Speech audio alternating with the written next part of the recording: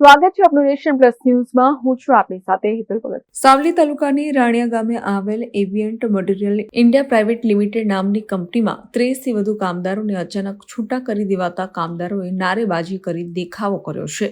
15 થી 18 વર્ષ જૂના કામદારોને કોઈ પણ જાતના કારણ વગર કે નોટિસ વગર વોટ્સએપ પર મેસેજ કરી કામેથી છૂટા કરતા કામદારો કંપનીના ગેટ પર બેસીને નારેબાજી કરી છે.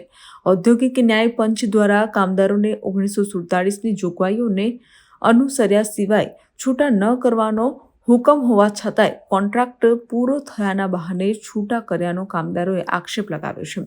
Colour and white master batch એટલે કે બોટલની બનાવટમાં વપરાતા પ્લાસ્ટિકનું ઉત્પાદન આ કંપની કરે છે, જેમાં 15 થી 18 વર્ષથી નોકરી કરતા કામદારોને માત્ર 12 અને 13,000 માસિક વેતન ચૂકવીને આર્થિક શોષણ કરતા હોવાનો આક્ષેપ કર્યો છે.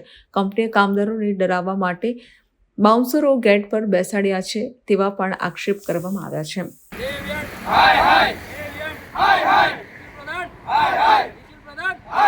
હું છેલ્લા 15 વર્ષથી એવિયન્ટ material private limited Rania સાકરતા road પર આવેલી કંપનીમાં કામ કરું છું અને 31 તારીખના રોજ અમને વોટ્સઅપમાં મેસેજ મળ્યો કે તમારે કાલથી કામ પર આવવું નહીં, અને કાલ 1 તારીખના અમે ગેટ પર ઊભા છે તે છતાં કોઈ કંપનીનો કર્મચારી કે કોઈ સુપરવાઇઝર સ્ટાફ લેવલથી કોઈ મળવા નહીં આવ્યું અને અમે આમને આમ ધરણા અહીં બેઠા છે. અને અમારી માંગ એ છે કે અમને હવે જો જોબ કંપનીમાં પરત લેવા હોય તો પરમેનન્ટ લેટર સાથે લે, કાં તો પછી અમને અમારું જે બાકીનું વર્ષો છે એ પ્રમાણે વળતર અમને પાછું મળે, એ અમારી કંપની જોડે માંગ છે. બસ. તમને કેમ છૂટા કરવામાં આવ્યા? અમને કોઈ પણ પ્રકારની કંપનીએ જાણ કરી નથી. અમને ખાલી એટલું જ કીધું વોટ્સઅપના મેસેજ દ્વારા કે તમારો કોન્ટ્રાક્ટ 31 તારીખના રોજ પૂરો થાય છે અને તમારે કાલથી હવે 1 તારીખથી કંપનીના ગેટ પર આવવું નહીં. એવિયન્ટ મટીરિયલમાં છેલ્લાથી 18 થી 20 વર્ષથી અમે નોકરી કરીએ છીએ. અમારી જોડે જે 31/12 અમને વગર નોટિસ વગર કોઈ જાણ કર્યા વગર ડાયરેક્ટ કહી દીધું છે, કોઈ જાણ કરેલ નથી અને ડાયરેક્ટ કહી દીધું છે કે 1/1/2026થી તમારે ફરજ ઉપર આવવું નહીં.